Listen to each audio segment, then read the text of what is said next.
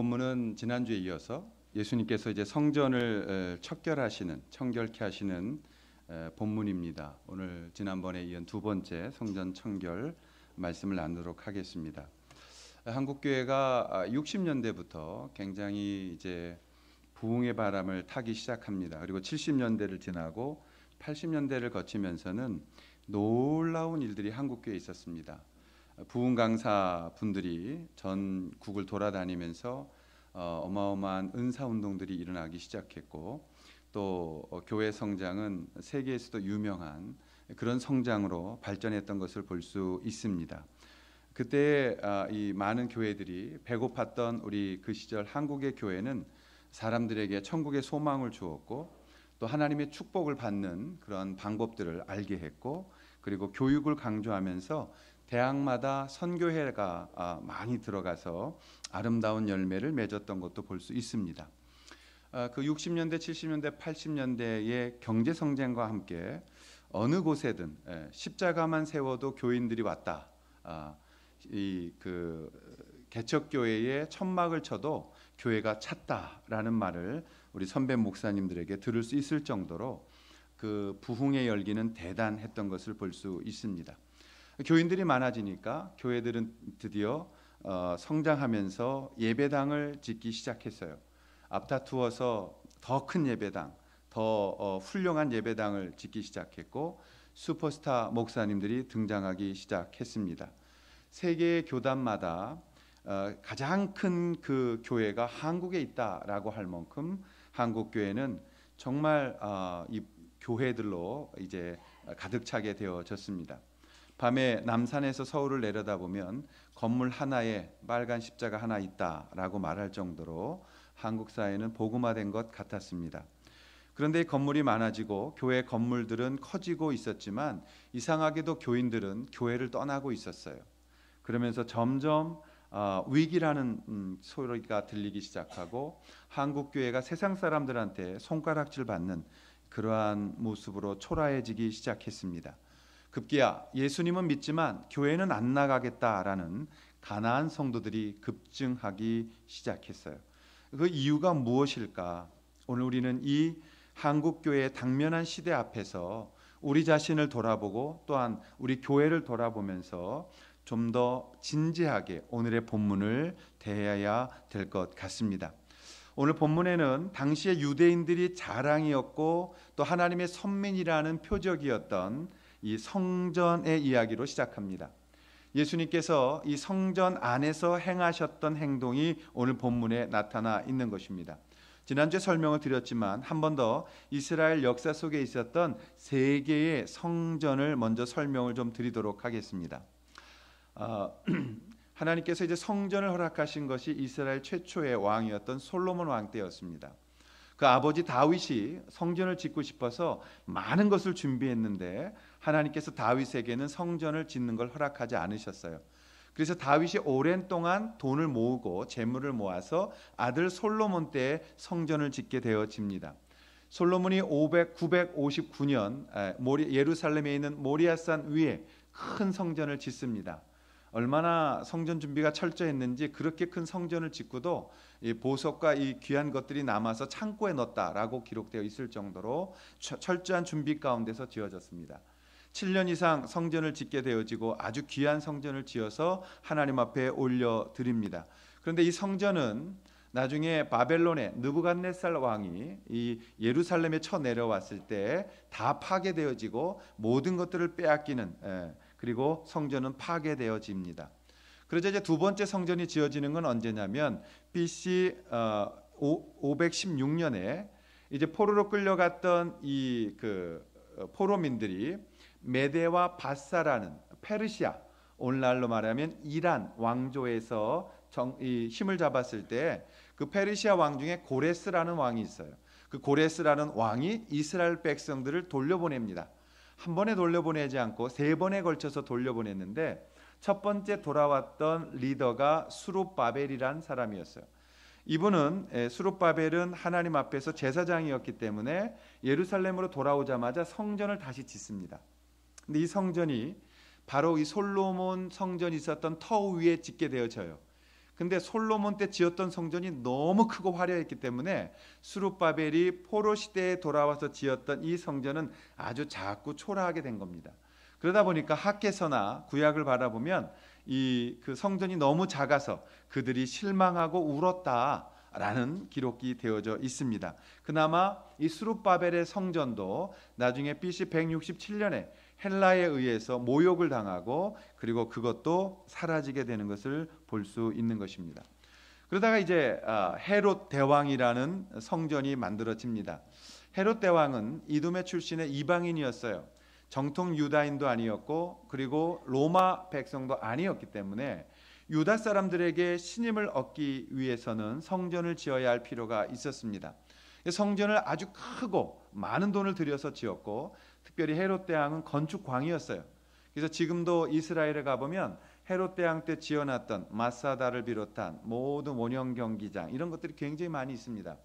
그때 헤롯 대왕이 성전을 짓습니다. BC 20년부터 시작해서 예수님 시대를 거쳐서 AD 63년까지 짓습니다. 그러니까 적어도 83년 동안 이 성전을 지은 거예요. 그 중간에 지금 예수님께서 들어오셔서 성전 이방인의 뜰을 척결하시면서 이 말씀을 하고 있는 겁니다. 그렇게 컸던 헤롯 성전이 AD 63년에 완공됩니다. 그런데 7년 딱 쓰고 이 로마의 장군이었던 타이투스에 의해서 이 헤롯 대왕의 성전은 다 무너져 버리고 없어지는 겁니다. 그리고 나서 이스라엘 백성들은 디아스포라 그 지중해 일대로 흩어져서 믿음 때문에 다 나라와 민족을 잃어버리는 그러한 타향살이를 하게 되어지는 것이죠.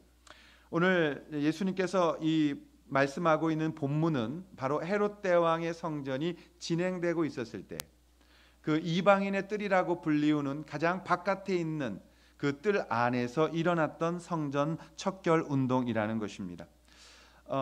이렇게 인간들이 손으로 쌓은 돌 성전들은 다 무너져 버렸습니다. 이스라엘 백성들은 자기들이 쌓았던 성전이 무너지면 무너질수록 더 큰 성전을 지었어요. 하나님께서 진노하셨다. 더 큰 성전을 바쳐드리자. 그리고 그들은 마음속에 더욱더 큰 성전을 짓기를 원했던 것입니다. 그런데 이것은 하나님이 성전이라는 제도를 허락한 본질을 이해하지 못하고 있었던 것입니다. 하나님은 돌무더기 성전을 그들에게 원한 것이 아니었어요. 하나님이 정말 원하셨던 것은 하나님을 사랑하는 자들이 모여서 함께 예배할 수 있는 그런 구별된 공간을 원하신 것이지 돌과 새로 만든 그런 화려하고 큰 성전을 그들에게 요구한 적이 없었다라는 것입니다. 그들은 큰 성전은 만들었지만 하나님을 사랑하지도 않았고 하나님을 기뻐하지도 않았고 하나님을 온전히 예배하지도 않는 모습 속에서 하나님은 이 건물의 성전을 그렇게 기뻐하시지 않았던 것입니다. 오늘 하나님 앞에 이 건물 속에 임재하셨어야 됐다라고 믿었던 유대인들에게 있어서 이 건물의 성전은 예수님이 오실 때까지만 하나님이 인간들을 만나셨던 임시적인 장소였다라는 것을 오늘 우리 예수님이 본문에서 말씀하고 있습니다. 이것은 성전의 모형, 성전이 있어야 했던 이유가 뭐냐면 온전하게 오실 완전한 성전 되시는 예수 그리스도의 사역을 예표하는 것이었기 때문에 그런 것입니다. 오늘 본문에 예수님께서는 성전을 헐라, 그럼 내가 3일 만에 다시 짓겠다고 그러세요. 그러니까 유대인들이 반발한 거예요. 아니 이 성전이 그 당시에 46년 동안 지어왔는데 네가 이걸 헐어버리고 3일 만에 짓겠다는 것이냐라고 반발하게 되어졌던 것입니다. 오늘 예수님의 3일 성전 건축의 말씀은 무슨 뜻인지를 알아보고 그리고 두 번째 왜 성전을 주님은 청결하게 척결하셨는지를 나누려고 하는 것입니다. 첫 번째 예수님의 교회, 그 예수님의 교회는 인간의 전통이나 생각에 세워지는 것이 아니라는 것을 기억해야 합니다. 예수님의 교회는 인간의 전통이나 인간의 생각에 세워지는 것이 아니다라는 것입니다. 자, 19절의 말씀인데요. 우리가 한번 19절을 읽도록 하겠습니다. 예수께서 시작. 예수께서 대답하여 이르시되.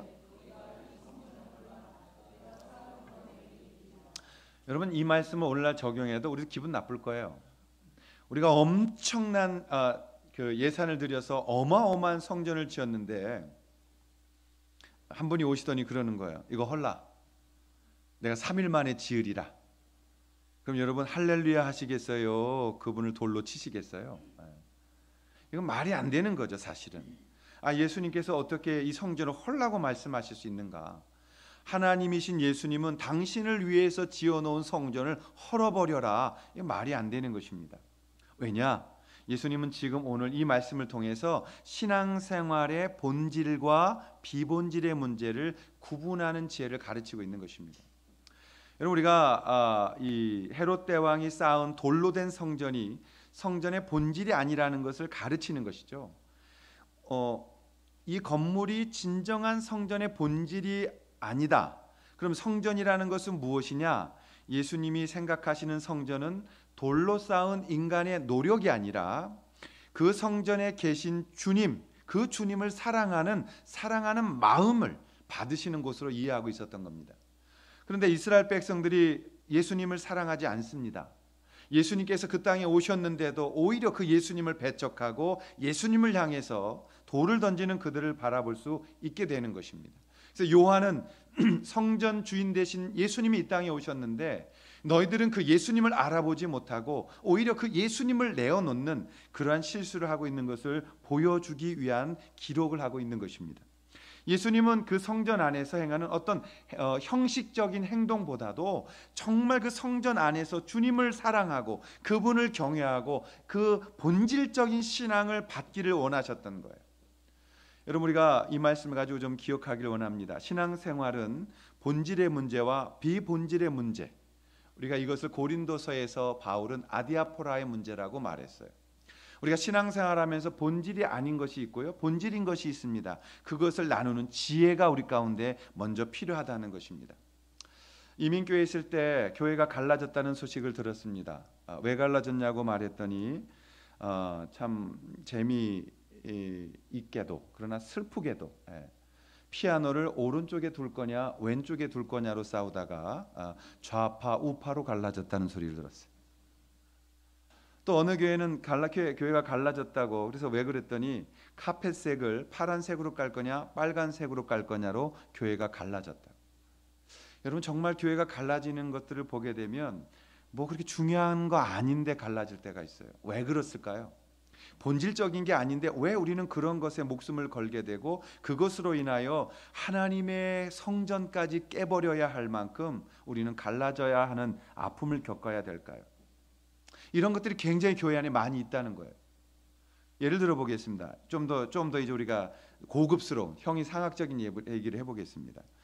여러분, 교회 안에는 예수 믿고 나서 철학과 복음의 문제, 또 이성과 신앙의 문제, 이런 거 싫어하시죠? 예수 믿고 나서 이성이 필요하냐, 이런 문제예요. 여러분, 예수 믿고 나면 철학이 필요한가요, 안 필요한가요?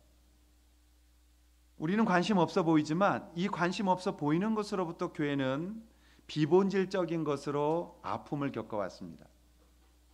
예수 믿고 나면 이성이 필요하냐, 철학이 필요하냐, 필요하다라고 외쳤던 사람이 있었고, 예수 믿고 나면 믿음이 필요하지 뭐가 필요해라고 그 이성을 싫어했던 학파들이 있었어요. 언제부터?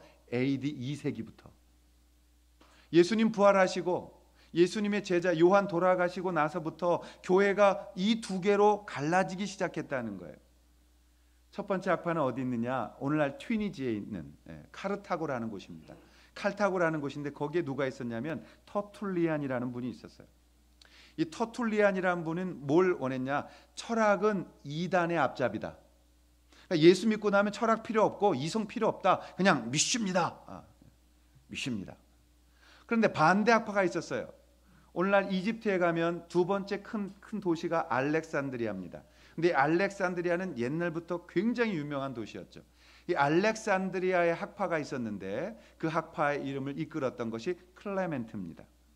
그래서 이 클레멘트는 뭐라고 말했냐면 절대 예수 믿고 이성 필요하다, 예수 믿고 나면 철학이 필요하다 강조한 거예요. 그 두 학파가 싸웠어요. 터툴리안은 믿습니다. 그리고 이 클레멘트 쪽은 우리 이성이 필요하고 변증이 필요하다. 왜요? 그 알렉산드리아라는 도시에는 영지주의자들이 많았어요. 자기들이 뭔가를 알고 자기들과 은밀한 지식을 받고 하나님하고 교제하고 자기들끼리만 하나님의 전승을 이어받고 있다라고 말하는 소위 깨달음의 조상이 거기 있었다 이 말이에요. 남들은 못 깨달을 때 우리는 깨닫고, 남들은 모를 때 우리는 하나님께 받아서 우리만 알고 있는 은밀한 영적 지식을 통해서 우리만 구원받는다라고 가르쳤던 영지주의가 알렉산드리아 도시 안에 가득했었어요. 그러니까 클레멘트는 어떻게 하든지 그들과 싸우기 위해서는 변증이 필요했죠. 이성이 필요했죠. 철학이 필요했던 거예요. 그래서 예수 믿고 나서 이성을 써야 된다, 이성은 우리를 믿음으로 이끌어간다 라는 주장을 해야만 했던 것입니다. 두 학파가 심각해지자 이런 학파들을 잘 정리해내는 분들이 있으시잖아요. 종합정리. 누가 했냐면 어거스틴이라는 분이 한 거예요. 아우구스티누스라는 이 어거스틴은 신학과 또 여러 철학에 능통했던 분이었기 때문에 두 학파를 이렇게 붙이면서 이런 말을 했습니다. 맞아, 너도 옳고 얘도 옳아. 그래서 나는 교회 안에 믿음도 필요하고 이성도 필요하다라고 생각해. 그래서 어거스틴이 뭐라고 말했냐면, 나는 그래서 이해하기 위해서 믿어, 이렇게 말했어요. 굉장히 애매하지만 정답입니다. 이해하기 위해서 믿어. 그리고 믿음만 강조하는 터툴리안을 향해서는 너 믿음이 맞아, 근데 믿고 나서 우리가 믿고 있는 그 조항들을 이해해야만 돼. 그래야 건강한 신앙으로 갈 수 있어. 또 이성만 강조하고 있는 클레멘트를 향해서는, 클레멘트 너는 말이야, 너희 학파들은 너무 이성만 강조해. 그러기 위해서, 우리가 이해하기 위해서는 믿음이 필요한 거야 라고 말을 했던 거예요. 여러분, 이런 일들이 없으면 교회는 갈라지는 거예요. 그리고 그 갈라짐 속에서 우리나라를 바라보게 되면, 저희는 이 부흥의 시간을 우리가 60년대 70년대 거쳤지만 지나칠 정도로 너무 신비적인 믿음 쪽으로만 치우쳤다라고 저는 생각을 합니다. 그러자 한쪽에서는 또 철저하게 믿음 이후에는 이성이 필요하다는 그런 것들이 생기면서 지금은 서로가 서로를 조금은 아쉽게 비판해야 되는, 반목하는 현상까지 벌어지게 된 거라고 생각을 해요. 어거스틴이 그래서 이런 말을 굉장히 많이 했어요. 하나님, 당신을 알기 원합니다. 당신의 말씀을 이해하기 원합니다. 그래서 나는 이해하기 위해서 믿습니다 라는 말입니다. 여러분, 우리가 이런 신앙 간증 많이 듣잖아요. 교회 안에서 목사님께 질문 가지고 가면 목사님이 여러분들에게 뭐라 그랬어요? 믿어. 믿어. 질문하지 말고 그냥 믿어. 우리가 답답한 거죠. 저도 중고등학교 때 예수님 믿으면서 굉장히 질문이 많았어요. 그런데 그냥 이런 말 자주 하셨어요. 믿음이 없어서 그렇다고. 그러니까 교회 안에서 질문하는 사람은 믿음 없는 사람, 이렇게 된 거예요. 나중에 제가 목사가 되고 보니까 그건 아니더라고요. 오히려 질문 있는 사람이 믿음을 찾아가는 구도자적인 생각을 가진 것입니다.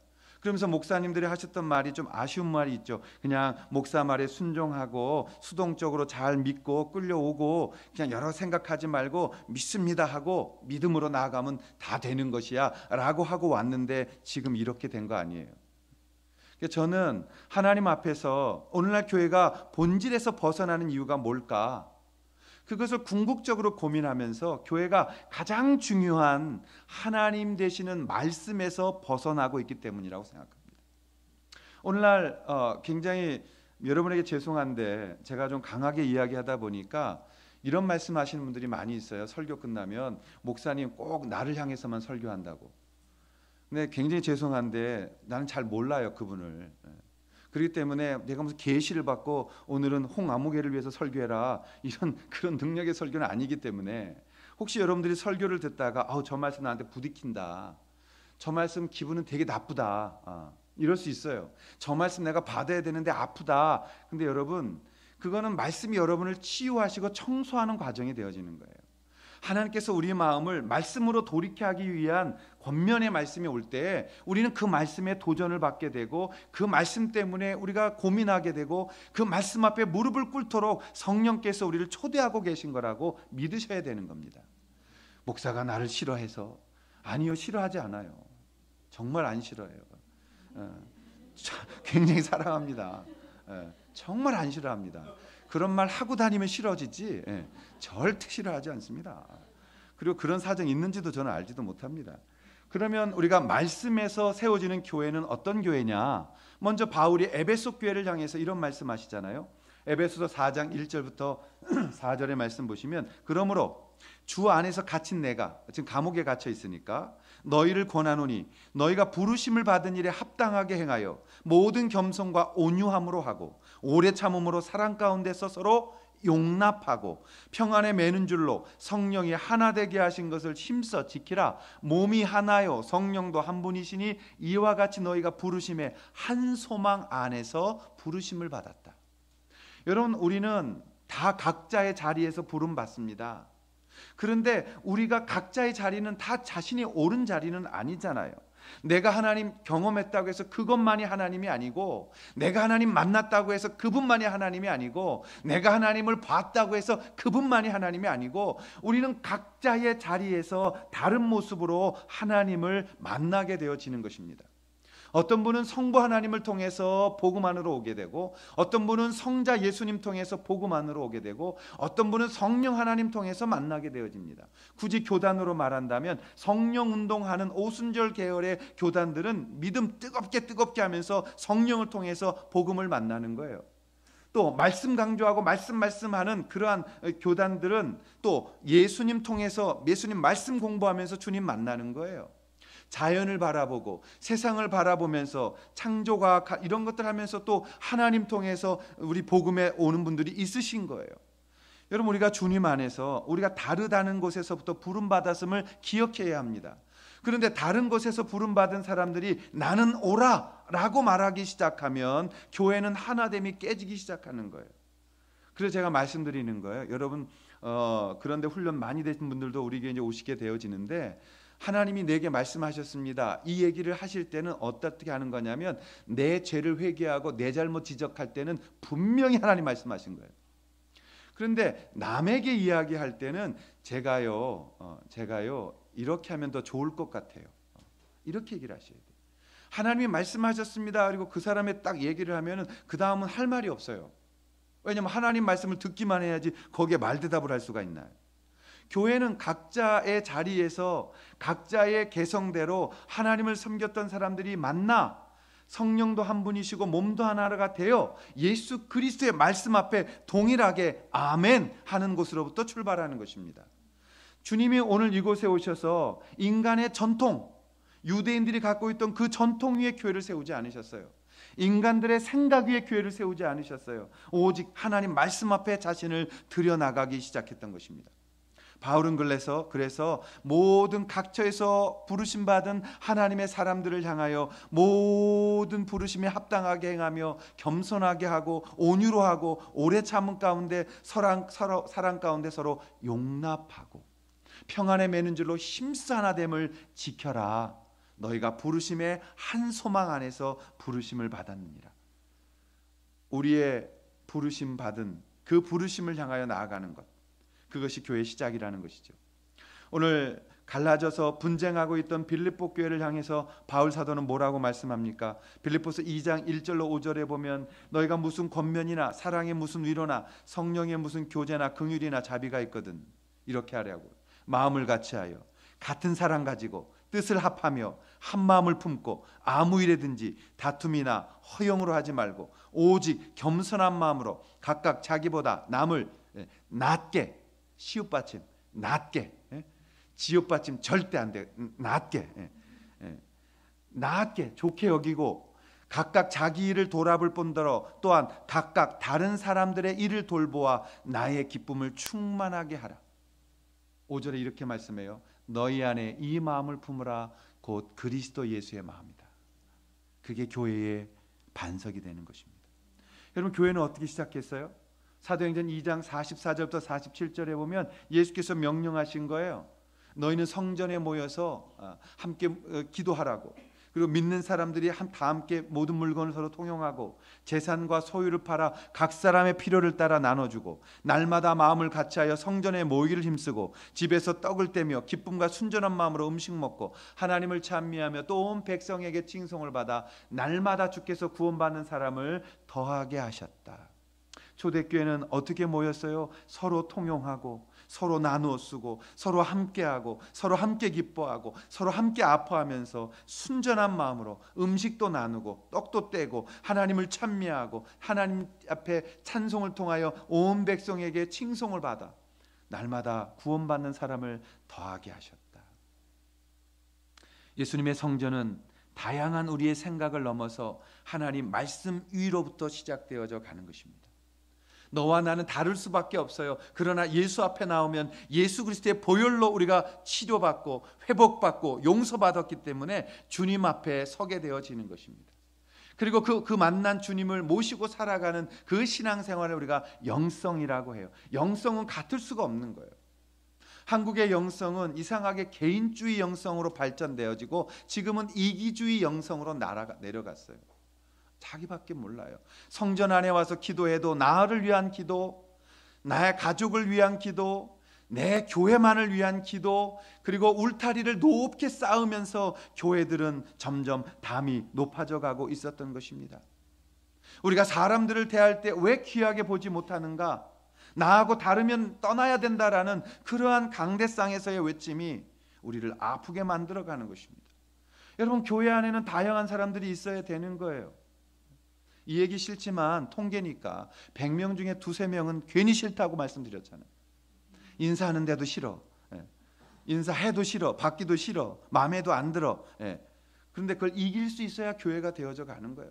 내 마음에 맞는 사람들, 나에게 좋은 소리만 하는 사람들, 그 사람들만 있어서는 교회가 되지 않는다라는 것입니다. 영성이라는 것은 다양함이 있는 거예요. 여러분, 우리가 만난 하나님만 내 하나님이라고, 우리가 그 하나님만 하지 말고 너의 하나님도 우리의 하나님도 우리가 말씀 안에 있는 그 주님을 같이 섬길 수 있어야 되는 거예요. 제가 그래서 혼자만을 고집하는 분들에게 가끔 선물하는 책이 있어요. 게리 토마스라는 분이 지은 책인데요. 영성에도 색깔이 있다. 이 책이 굉장히 중요해요. 우리는 나만을 인정하려고 나만 옳다라고 말하는 것에서 신앙이 출발하게 되어지면 본질을 잃어버리게 되는 것입니다. 우리는 다 같이 귀한 사람들이고 다 같이 옳은 사람들이에요. 왜? 예수 안에 있기 때문에. 그러나 나하고 다르다고 해서 그 사람이 틀린 것은 아닌 것입니다. 우리의 온 몸이 다 다르지만 하나의 몸을 섬기고 있는 것처럼 어떤 사람은 입의 역할, 어떤 사람은 눈의 역할, 어떤 사람은 팔다리의 역할을 하면서 우린 각자가 하나님을 섬기면서 아름다운 연합을 이루어 간다라는 것입니다. 그러므로 사랑하시는 여러분, 예수님의 교회는 인간의 전통이나 인간의 생각, 인간의 디자인에 의해서 세워지는 것이 아닙니다. 주님 앞에 순종하는 자들, 주님의 보혈의 피로 거듭난 자들, 주님 앞에 믿음으로 나아오는 자들을 통해서 교회가 세워졌다는 것입니다. 유대인들은 바로 예수님한테 이 질문을 던지잖아요. 너희가 우리에게 무슨 표적을 보이겠냐고. 왜냐하면 유대인들은 하나님 앞에 나아오는 사람들은 표적이 있어야 됐다는 거죠. 자기들의 전통적인 생각, 자기들의 그 갖고 있는 고집, 자기들의 그 생각했던 철학을 들고 나올 때 우리는 교회를 세울 수 없게 되어지는 것입니다. 저는 교회는 다양해야 된다고 믿습니다. 우리 목자분들을 놓고 기도하면서 하나님, 우리 교회에 더 많은 분들이 오셔서 함께할 때 다양했으면 좋겠습니다. 그래서 이거 못하면 우리 교회에서는 있는 게 아니라 어떤 분은 기도의 은사로, 어떤 분은 말씀의 은사로, 어떤 분은 권면의 은사로, 어떤 분은 일을 잘하는 은사로, 이것도 저것도 없는 분은 그냥 웃어주며 다니는 은사로. 성가대, 노래 잘하는 분만 모이라고 성가대가 어떻게 그렇게 기록되어 있어요? 노래를 잘하는 게 아니라 전심의 마음으로 드려야죠. 못하지만 어디 가서든지 마이크 잡아보지 못했는데 내가 주님만큼은 찬양하겠다. 그러면 우리가 힘들어도 그분은 성가대원으로 받아야 되는 거죠. 그리고 계속해서 훈련시켜서 마침내 잘하실 수 있도록 꾸준한 노력을 가하게 하는 거예요. 그 영광을 보는 게 교회예요. 좋은 소리와 또 좋은 일들과 엄청나게 많은 일을 감당하는 그런 것이 교회가 아니라 그 일이 이루어져 가면서 그 우리 안에 행복함이 있고 함께함이 있고 웃음이 있고 나눔이 있는 곳이 교회라고요. 오늘날 교회가 너무 이것들을 잃어버리게 되어지고 이 인간적인 면이 사라지고 있어요. 훈련이라는 이름 하에 너무 기계적 그리스도인들을 만들고 있는 거예요. 저는 제자 훈련이라는 것도 사랑하고 성경 공부도 사랑하고 어떤 영성 훈련도 다 사랑합니다. 그런데 조심해야 될 거는 풀빵 찍듯이 성도들이 훈련 받고 나오면 똑같아지는 건 조심스러운 거예요. 어떻게 예수님은 다양하게 우리를 만들어 주셨는데 훈련만 받으면 똑같아. 여러분 그렇게 하지 마세요. 여러분의 그 약간 모자람이 교회를 행복하게 한다고. 아멘. 연구처럼 씩 웃어주는 그 웃음이 우리를 행복하게 한다고요. 너무 똑똑해 보이고 뭐하면 말씀으로 톡톡톡톡톡 잘라내기 시작하고. 죄송한데 그건 저희 교회에서는 저 혼자만도 족해요. 제가 혼자 이렇게 날카롭게 하는 것만으로 족하니까 여러분은 그냥 이유 없이 가서 안고, 만나면 웃어주고, 만나면 손잡아주고, 같이 오게 되면 별일 없었냐고 안아주고, 먹을 거 있으면 꼭 하나 더 사서 나누어 드시고, 좋은 거 있으면 2개 사서 누구 줄까 생각하고, 좋은 장소에서 밥 먹으면 우리 목장 식구들 데려와서 밥 먹고 싶다 이런 마음이 드는, 그게 교회입니다. 그런 교회를 만들기 위해서 오늘 주님이 이 말씀을 하고 계신 거예요. 주님의 성전은 인간의 전통이나 인간의 생각에 지어지지 않는 것이기 때문에 그랬습니다. 그래서 예수님이 이 성전을 깨끗하게 척결하시는 본질적 의미는 그럼 무엇일까요? 왜 예수님은 성전을 청소하고 계실까요? 두 번째 우리가 배워야 되는 게 있습니다. 그것은 성전은 주님이 함께 하시는 곳을 말씀하는 것이기 때문에 그렇습니다. 성전이란 주님이 함께 하시는 곳을 말하는 것입니다.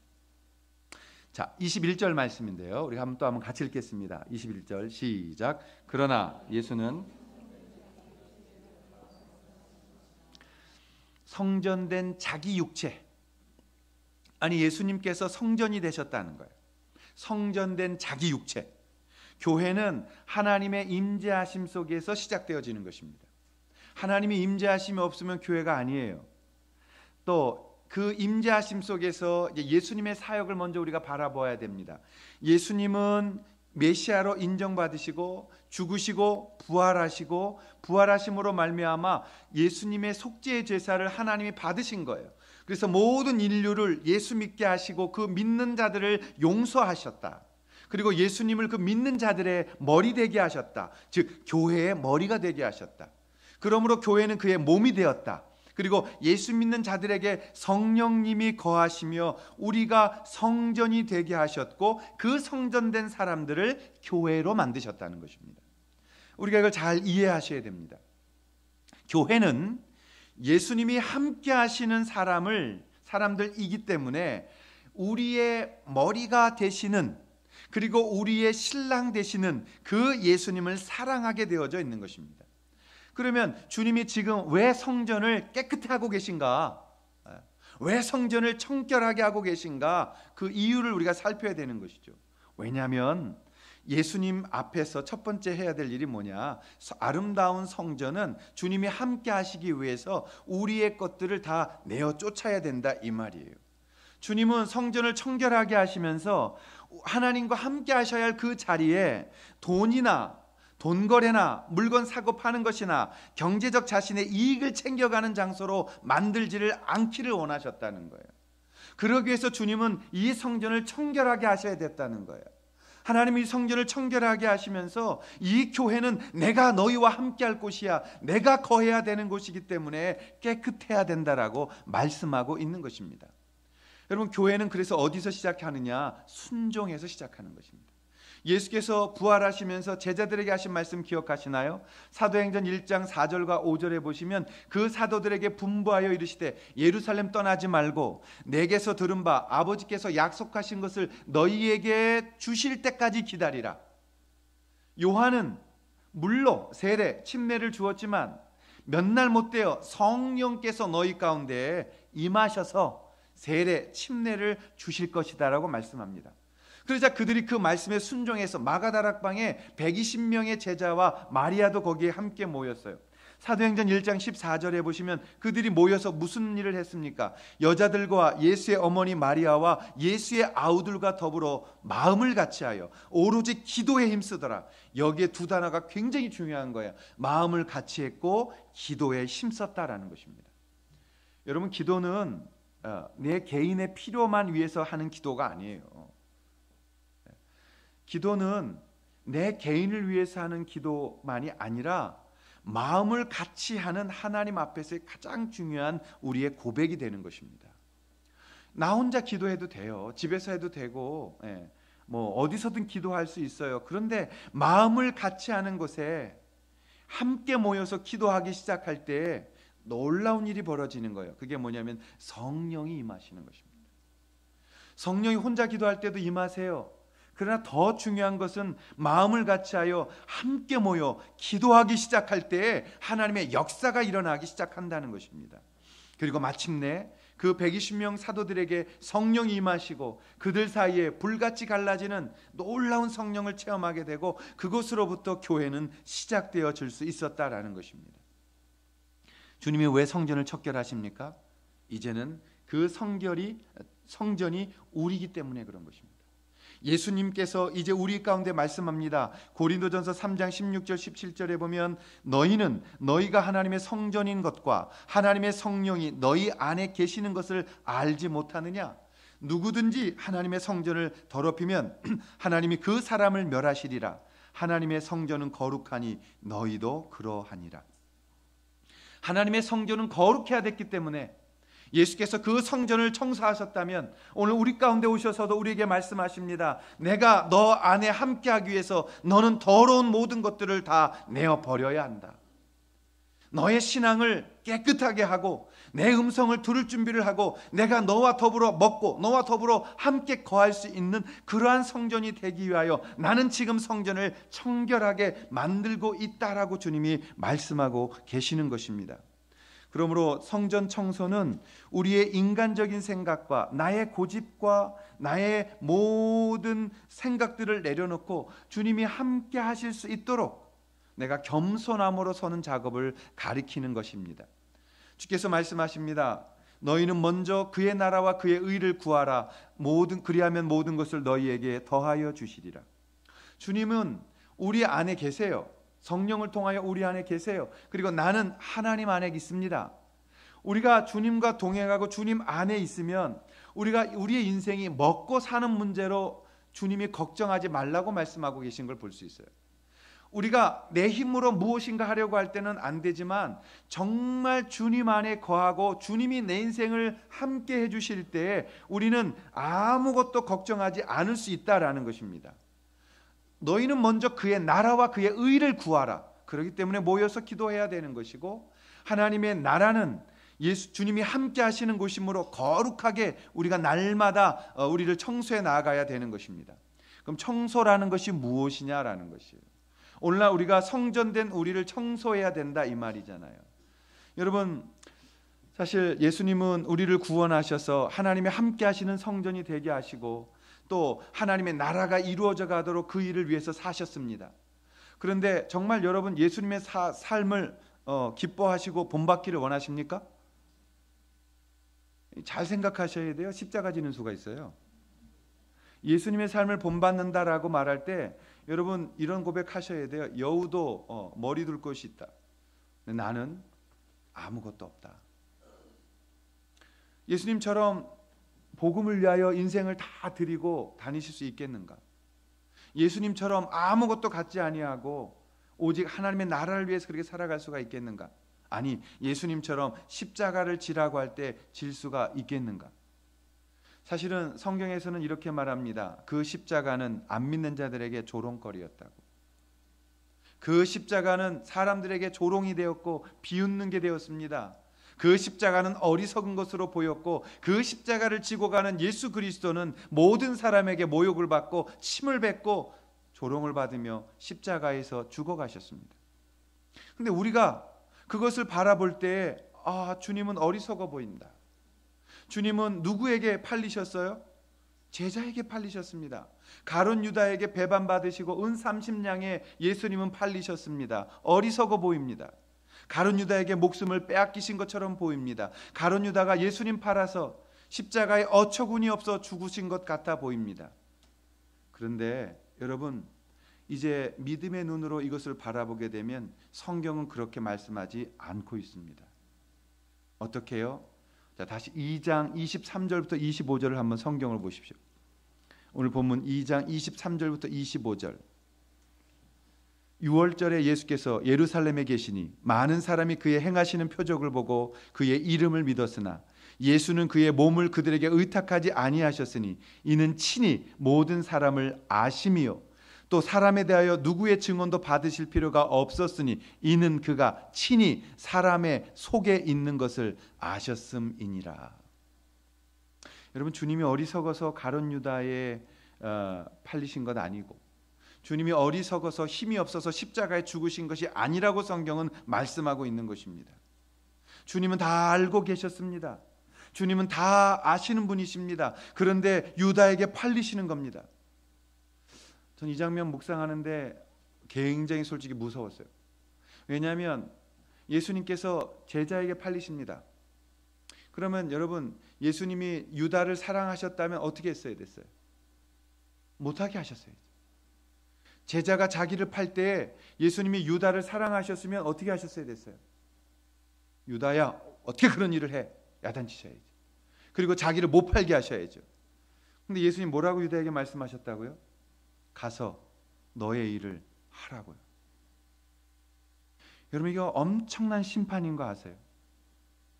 예수님께서 포기하셨던 사람, 예수님께서 긍휼히 여겨주지 않은 사람, 예수님께서 말리지 않은 사람, 예수님께서 야단치지 않은 사람, 예수님께서 혼을 내서라도 나를 네가 어떻게 팔아? 나의 제자인데 네가 나를 팔고 어떻게 그 뒷감당할 거야? 라고 말리시지 않았던 사람, 그게 유다였어요. 그리고 마침내 유다는 자살로서 자신의 생을 마무리합니다. 여러분, 오늘 우리가 주님 앞에서 우리가 주님 앞에 섰을 때 주님이 우리를 청소하기를 원하신다.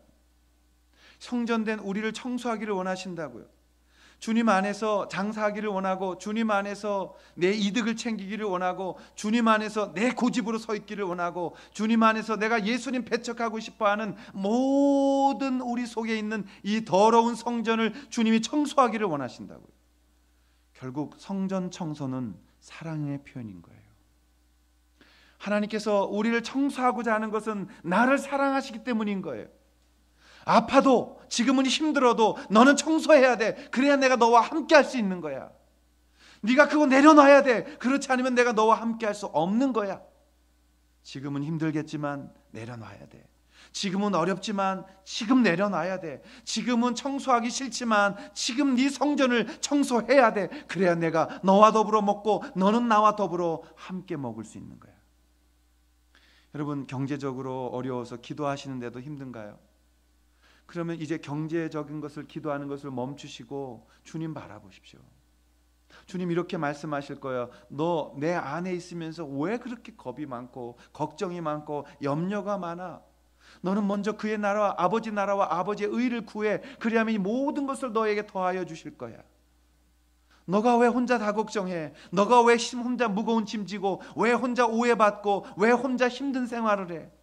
너가 왜 억울한 소리 들으면서 울면서 왜 너 나를 떠나서 일하려고 하는 거야? 이제 내 안에 머물러 있어. 이제 떠나지 마. 주께서 말씀하시는 거예요. 육체의 질병이 낫기를 기도하는데 아직도 몸이 아픈가요? 여러분, 먼저 주님 바라보십시오. 그때 주님께서 그 질병도 치료해 주실다고 믿습니다. 주님 사랑하는데도 아직 심각한 문제가 내게서 해결되지 않았나요? 무슨 저주를 받고 기도 응답이 안 되고 그런 것이 아니라 주님 오늘 그 모든 것들을 청소하기를 원하십니다. 그리고 우리를 새롭게 하기를 원하십니다. 그리고 그 새롭게 하는 것에 함께 하시기를 원하신다는 것입니다. 오늘 우리가 우리의 성전되는 우리의 마음을 청소해야 합니다. 그리고 우리가 주님 앞에 우리를 새롭게 내어 드릴 때, 그때 주님께서 우리가 우리 자신을 내려놓는 것을 보시고 약할 때 강함 되시는 당신의 능력을 보이기 시작하는 겁니다. 주께서 이렇게 말씀하셨어요. 마태복음 7장 24절에 누구든지 나의 이 말을 듣고 행하는 자는 그 집을 반석에 지은 지혜로운 사람 같다. 여러분, 신앙생활은 내 위에, 내 고집 위에, 내 생각 위에 집을 짓는 사람들이 의외로 많이 있어요. 그래서 이것이 무너뜨려지지 않아요. 그리고 이것이 청소되지 않아요. 포기하지 않아요. 내가 아는 것만 다 진리라고 믿는 그런 모습 가질 때가 있어요. 그런데 오늘 성경으로 돌아와야 됩니다.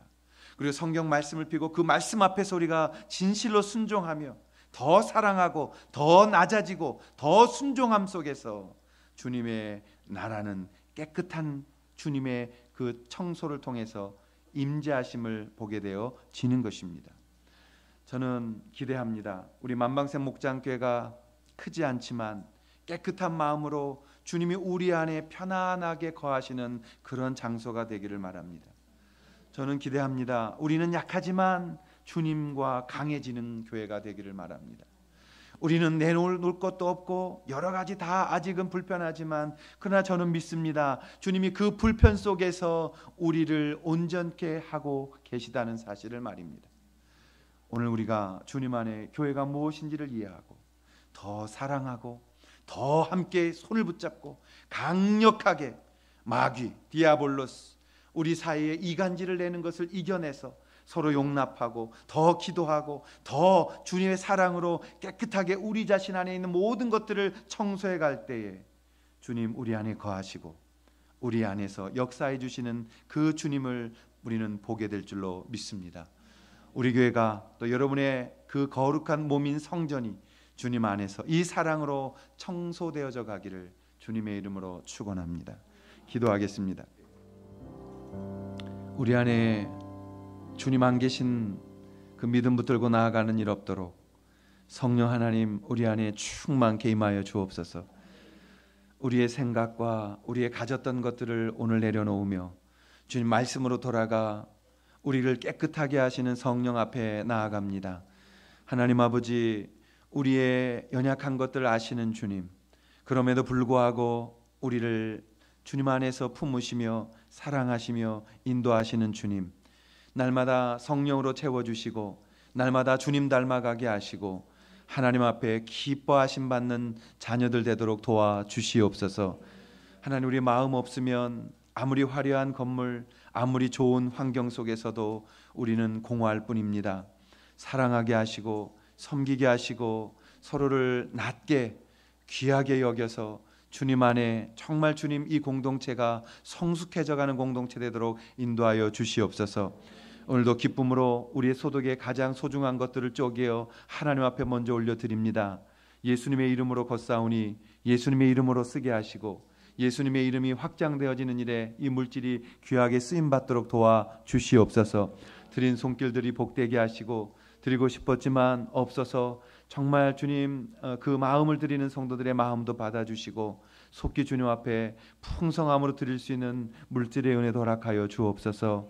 이제는 우리 주 예수 그리스도의 은혜와 아들과 따님 삼으신 하나님 아버지의 사랑하심과 이 시간 성령 없이 공허한 마음 갖고 있는 분이 있다면 예수 그리스도가 찾아가 주시기를 계속하여 역사하시는 성령님의 일하여 주시는 교통하심이 오늘도 주님 앞에서 우리를 날마다 새롭게 깨끗하게 하기를 소원하는 사랑하는 모든 성도들 성전된 그곳을 주님께서 복 주시고 또 인도하여 주시기를 간절히 축원하며 기도하옵나이다. 아멘.